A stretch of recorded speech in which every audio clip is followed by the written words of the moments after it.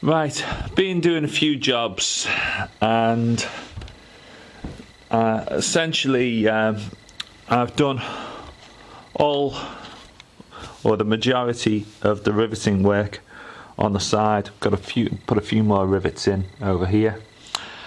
This mechanism, the slide mechanism for the cocking lever, is pretty much okay. I want to do a little reprofiling there so that handle sits further forward. What I've done is I've cut two pieces of this steel channel.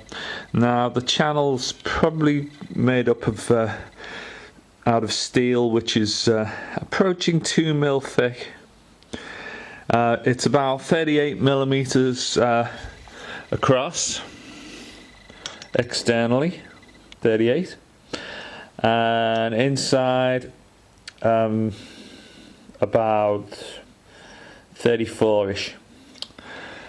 Now what I'm doing is I'm shaping this channel down, because at the moment this channel is about 18 mil deep, if you look there. Yeah. So what I've done is I'm mounting this channel on each side, on the inside of the side plates. It's been drilled and plug welded onto the side. I've used about 8 mil holes and then welded through onto the steel. So about 20 millimeters in there, then every 10 centimeters, well sorry, it's 10 centimeters from the edge to there, because it's about 400 mil long, this channel. 405 millimeters if I remember correctly. So the first weld there, or second weld, is 100 from the end, and this one is 20 in, so that one's 80 there. Then I've done similar from there, 20 there, and then an 80. Now in the center, what I've done, I was going to drill a central hole, 100 from there to the center there, but because I've got various points on the outer side, for instance the back ends of these rivets, and where I've welded in these M8 studs, which are soon going to have castle nuts on, I've marked out the points on the channel to the backs of these points, and I'm going to weld and plug fill these as well, so that the rivets will never come loose, neither will the studs, because they're going to be plug welded in. Then I basically grind it back. So you will notice I've done some alterations to the shape of this channel. To the rear end top, the channel is still approximately 18 mil in depth. To the front, just past where the cover is going to close on, if we were to pop this cover plate, which is going to be there, yeah, this part is 10 millimeters deep. So basically there's going to be a bolt sliding in this channel. Then I've basically done a swept change of depth back on the side here, so that's 10 mil, this is 18. Underneath is all 10 mil deep. See that? 10 mil. So this bolt here, or these two bolts which go through the lever carriage, they're going to probably be removed and taken down clean, and I'll make sure that the bolts don't come loose by some means or other. I will make sure that the thread can't go tight and bind in various ways. Right, so that's not an issue. Now, so on the other side, I'm going to basically do a mirror image of this. Here is my channel. So that one is also going to be welded in on this side. I've started marking up, and I've also got to make sure that the alignment is exactly the same on this side as it is on this side, so that the bolt, once fabricated, won't jam as it runs in the channel. Now, the end plate, which I'm now having to remake because the original end plate which came was too small. It wasn't tall enough to reach all the way to the bottom. The reason being, this original sheet, which was made with the two handles, hand mounting points, was supposed to be mounted higher up inside of the receiver, approximately there, and it was to run all the way to the front as a dummy. But what I've done is I've sawn it off here, and that's given me some extra scrap steel, which is this piece from the front, yeah, and I'm now using that to make a new end. So these are 50mm thick. That's going to sit on the end there, like so, and that's going to drop into there, like so, and then the top here, which is going to be screwed on, is going to be locked into that here. So if we get this piece, hard to do without a tripod, that's going to go through there like so, and it's going to link into that hole at the bottom there like so, with the receiver plates on each side. So thus, when I remove this top cover from the screws which I've got holding it on at the side there, bearing in mind this is going to be welded to these edging strips here with the dummy rivets. So basically, when this gets lifted off, so basically this back end here will just release when the top's taken off, and that is not really of any use to me now, so it's going to just scrap really. Yeah, so once the two rails are mounted together, I will be able to start working out things like trigger mechanisms and stuff like that. Basically, for the trigger mechanism to operate, if I go back to this, it has this like double finger trigger. Also could have a central trigger as well. Now quite often when you see replicas, they don't have the two of them. Normally they just have this piece, the double finger job. So I'm probably going to do something similar. I might put a dummy one welded in the center which doesn't move, for the hell of it. So basically it's going to have this trigger mechanism mounted in there, so I need to devise a system where that moves around up and down there, and I have a link bar that runs over to the correct point, and the serre is moved up and down. So basically there's going to be a serre mounted on the top, central between the two channel gaps. Do you follow? So so there's going to be that gap between the channel with the bolt moving in it, and the serre will basically drop down and catch the bolt back at the right point, which is still to be determined. But because I'll be using a link bar between the trigger and the serre, with some sort of spring system on it. The link bar can be made any length you want. So that's the plan. Now, moving to this side of the gun, we have a nice big box of 50 caliber ammunition. So this part here is going to be sat sort of like that when an ammunition box is put near to the side of it. So of course, sometimes the ammunition box might just be sat on the floor and the belt would be fed up and into the gun. Right, this is the left hand side of the BMG, and this is the channel I've now cut.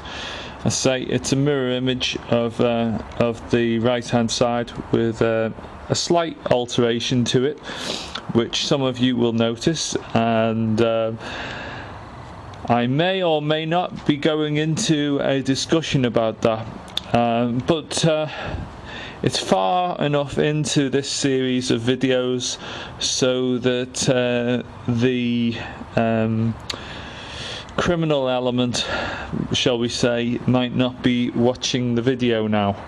So I'm not going to go into big details because I tend not to do things like that on the web and leave some details out. But yeah, you might notice something about what's going on here to the observant of you, but I'm not going to make any comments on it, at least at the moment. So I've drilled the holes the same, and I'm going to basically now plug weld those up as I did with the other side.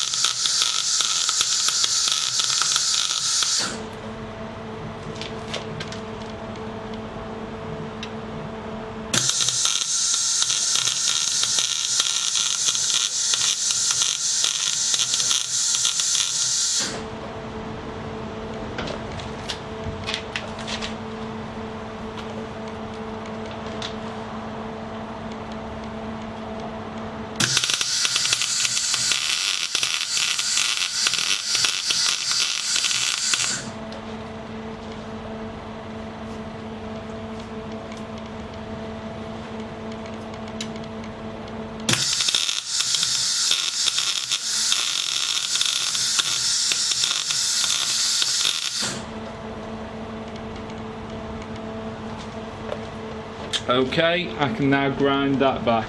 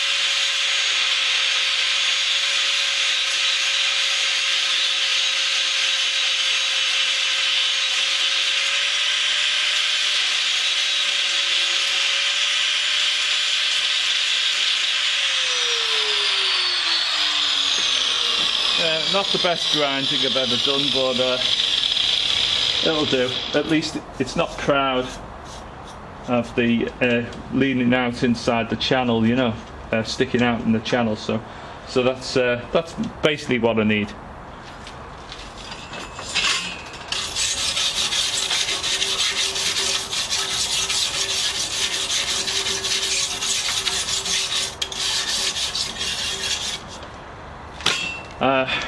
It's neater plug welding it inside the channel than it is doing tacks along the outside. Also, on the other side of the on the right hand side, obviously I wouldn't be able to weld down the side because I've got this cocking lever carrier sliding down that edge of it, so that wouldn't have worked, would it? You can clearly see that. I could still weld along there, but I think it's neater doing what I have done. I've got to do some more plug welding on here, which is the backs of where I've got M8 studs going through to hold the carriage plate on. See here? I've now welded studs in on the inside before I put this on, but belt and braces I'm going to plug weld in the backs. Also, these here are rivets, the back ends of small dummy rivets which are part of the assembly on the railgun here. So I've got to plug weld them.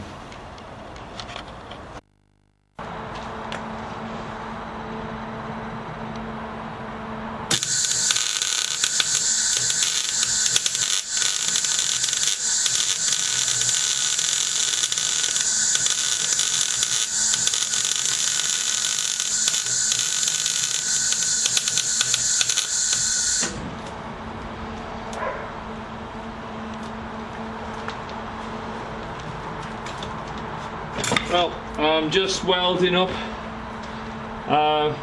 many of the parts on it now, actually. This is the top cover which I'm welding on. I'll just give you a bit of a close-up. Let's see, maybe I can zoom in. Yeah, there you go. Fairly happy with how the welding's coming out. So what I've done is I've welded the top cover. I've done it basically. I've tacked it in six places. Welding it three points on this side and then flipping it over. It's not even connected down to the vise properly. It's just sat on it. The actual weight of the gun itself is holding it down and giving electrical connectivity. Yeah, so basically, as I say, I've tacked it in 3 points on each side. Then I've gone back to the first side and I've continuous welded right across it. I should be able to take this clamp off now. This is actually starting to get quite heavy.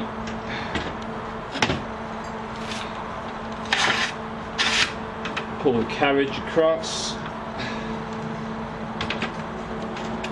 and I should be able to finish the welding along here.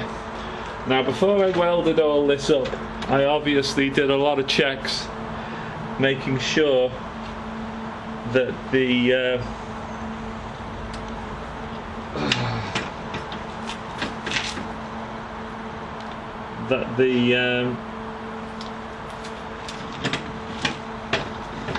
two runners I've welded inside are in alignment with each other. I'm hoping that after all this welding that they've stayed like that. I will know better when I've finished, and hopefully it will be a good job. Right, so continue with my welding. Up to now it's worked out quite nice, the welding, but every now and then, of course, with MIG welding, you do get a bad weld. What I've done is I've V'd one side of the metal, the top plate metal. I've put a chamfer on it with an angle grinder, and I'm now filling it in and welding it back to the side, which is already screwed down to the gun.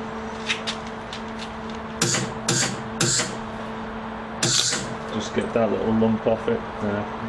Got another one. Right, let's see how I go. The light's starting to fade in my garage a little bit now, so it's not the best of time for welding.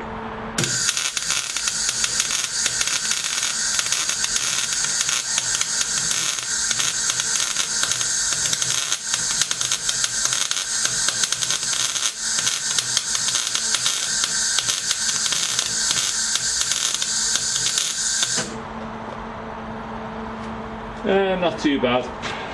Not too bad. It'll clean up well. Let's see how the last bit of it goes.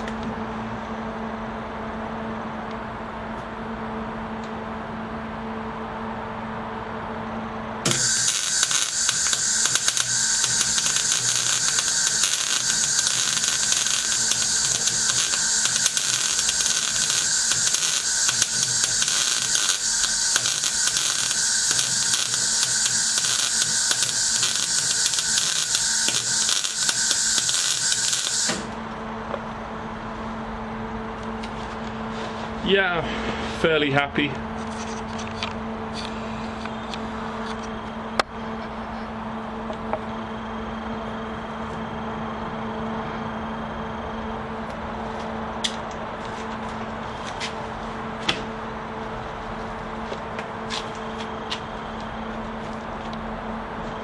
A little bit in this corner I need to tidy. I need to add a little bit to, I should say. I'm just hoping that when I take the screws out of this, that it hasn't welded down to the main case, you know, the current flow through and so on. I don't think it will have done, but I will know better when it comes to it, won't I?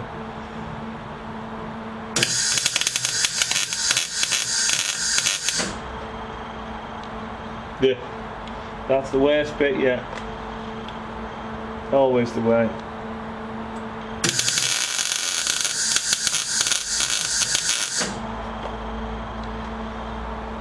Yeah, that'll grind back.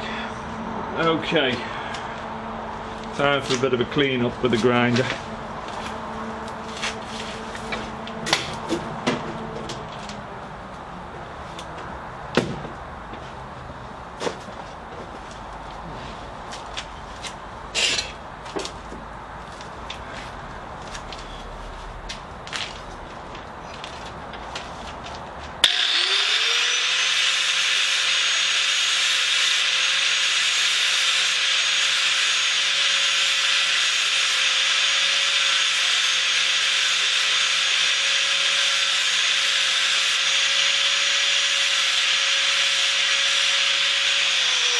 This is going to take a while, so pause for now.